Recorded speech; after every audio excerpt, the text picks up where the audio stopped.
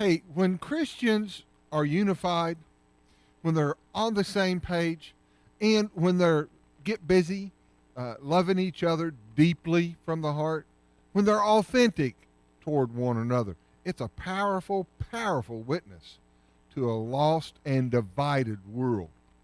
And that is just what Jesus has designed the church to be authentic. In John's gospel, when Jesus prayed for us in John chapter 17, he says, I pray that they, that's us, the church, I pray that they will be one just as you and I are one.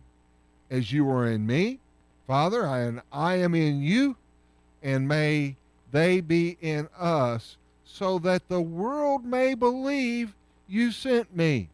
Powerful prayer. Now, I'm not calling for unity at all costs because, let's face it, truth, gospel truth is vitally important. But I have noticed sometimes Christians divide and leave and split the premises over the most ridiculous things. They'll get upset over some minor thing. Well, it seems minor to me, but maybe major to them. But they get upset about some minor thing, so they decide to take their ball and go someplace else. That's one of the reasons why there's churches in our communities a lot like subways. There's one on every corner. It reminds me of a story I heard about a man who had been lost he was lost, stranded on a deserted island for a long time. And the rescuers finally found him. And they noticed, when they hovered over with their helicopter, they noticed that there were 3 huts on the island. And so they inquired about the 3 huts.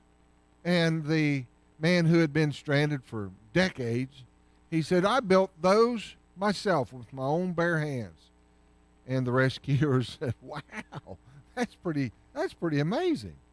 So they inquired about the huts. He said, well, tell us about these huts. And so the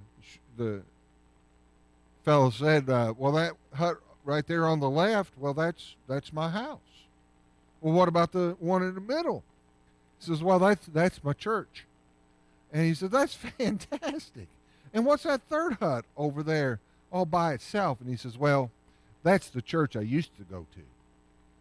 Crazy how we act. Let's be authentic representations of Christ on the planet.